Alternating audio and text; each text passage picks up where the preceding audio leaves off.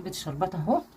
هتشرب بقى الشربات شوفوا كده بقى جميله كده. قدام شربت الشربات يبقى كده هي ناجحه.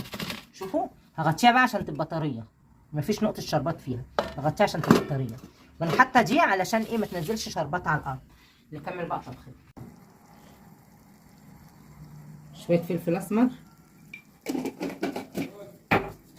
شويه سكر عشان طماطم يبقى لازم ايه السكر يعني، وشويه ملح.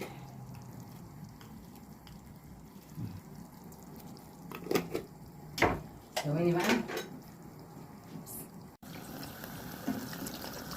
شويه ميه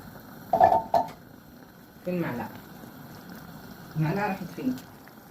المعلقه مش لاقيه المعلقه، طفشت المعلقه. المهم احط بقى الكفته اللي انا قلت لكم عليها اللي كانت فرمه اهي، تاخد غلوتين وادخلها الفرن عقبال ما الاقي المعلقه.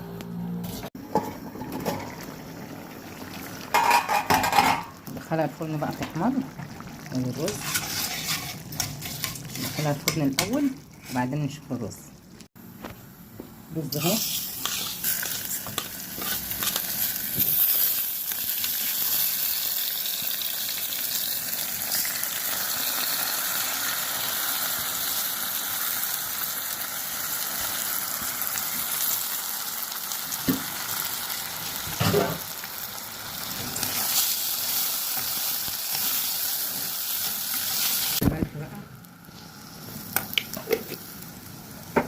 ميه عاديه من حنفيه،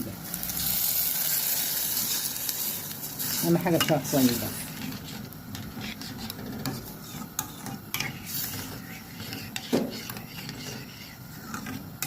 هي غطا الحله فين؟ غطا الحله خلاص اهو غطا اهو. ماشي.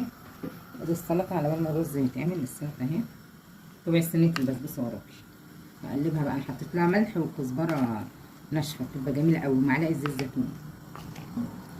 هقلبها وفيها جزر بس مش عارفه مش باين ليه عشان مضروب في اهو الجزر اهو، بس عشان ضربه في الكبه يعني عقبال ما الرز بقى يتعمل. كفتة البطاطس وادي السلطه والرز اهو. الرز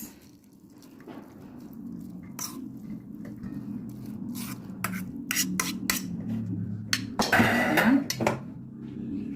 وادي البسبوسه اللي احنا عاملينها اهي بس بعد الاكل ولا هناكل ورينا حاجه مره. وادي الصوبيا واسمه ايه تمر لسه هحطه في الكوبايات. ونقول ايه الحمد لله الذي اطعمنا وسقانا من غير حول منا ولا قوه وجعلنا مسلمين. خدها الصوره بقى عشان نحطها على